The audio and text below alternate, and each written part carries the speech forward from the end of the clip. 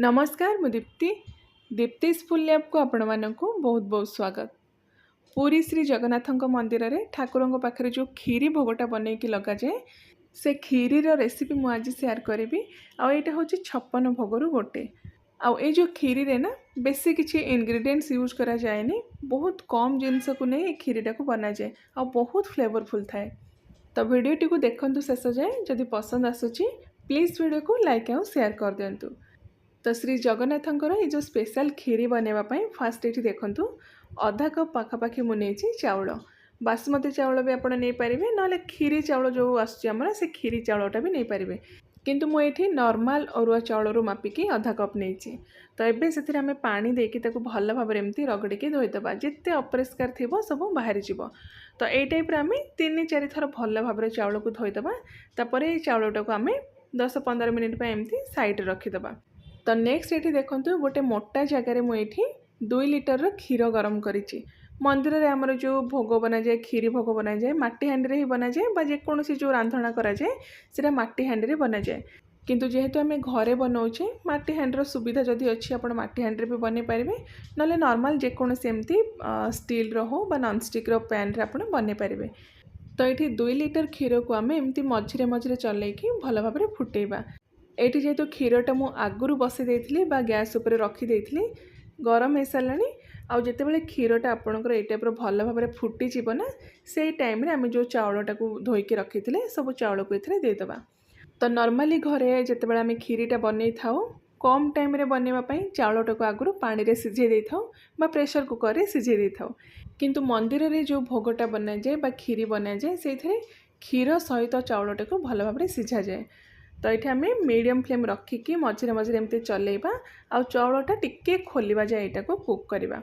तो ये देखो पाखापाखि 30 मिनिट हो सारे, अधा घंटा पाखापाखि हो जाइए। आ चाउलटा ये देखो टिके आमर खोली जाइए, पूरा ये चाउल सिझिनी। अधा जितेबाला आपणकर चाउलटा सिझीज से टाइम रे किसी अन्नपूर्णा पत्र आणिकी एमती हाथ में छिंडेकी पकेबा। तो ये देखो 3टा पाखापाखि अन्नपूर्णा पत्र मुझे घरे जदि आपणकर गछ अच्छी तो आप पकई पारे। मार्केट रे एमती भी को जगार यहाँ मिलेनी, गछ जदि अच्छी आप से गचर 2-3टा एमती नहीं भल भाव धोईदेवे, तापर हाथ में एमती छिंडेकी पकेबे। तो ये जो पत्र ना गोटे यूनिक फ्लेवर थाए जो थे कि आमर जो खीरीटा पूरा फ्लेवरफुल हो जाए।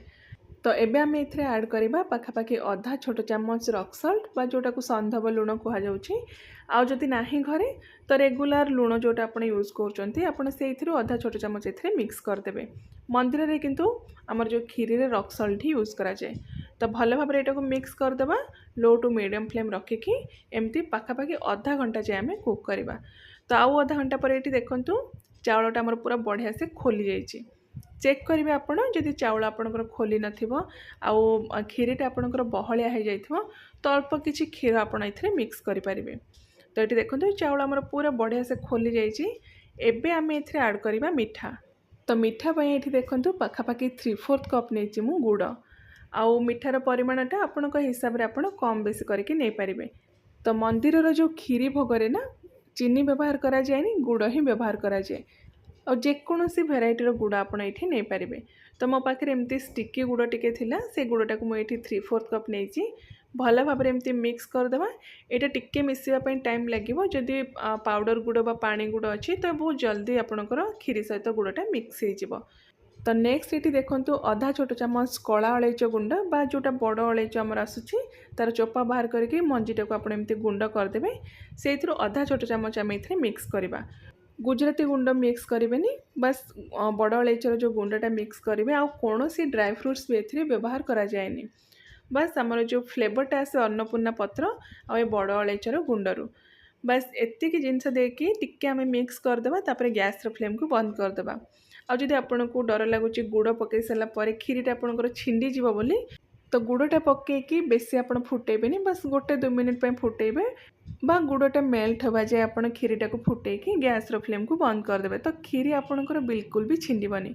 तो ये खीरी आमर रेडी हो जाइए, गैस फ्लेम को मुझे बंद कर देछि। तो ये मंदिर खीरी बा आमर जो 56 भोगर जो खीरी रे कौन सी एक्सट्रा जिनस एथरे मिक्स करा जाएनी, बस गुड़ अन्नपूर्णा पत्र आ मसला रे आमर जो अलैचर गुंड, बस एतिकी जिनस खीरीटा आमर बहुत ही फ्लेवरफुल आउ क्रीमी बनी थाए। तो एमती खीरी बनैकी महाप्रभु पाखे भोग लगातु, निजे खातु और केमती लगे आपंकर मतामत भी मो सहित सेयार करूँ। मु आउ थे आपण मानक गोटे बहुत ही बढ़िया नुआ रेसिपी नहीं आसबि।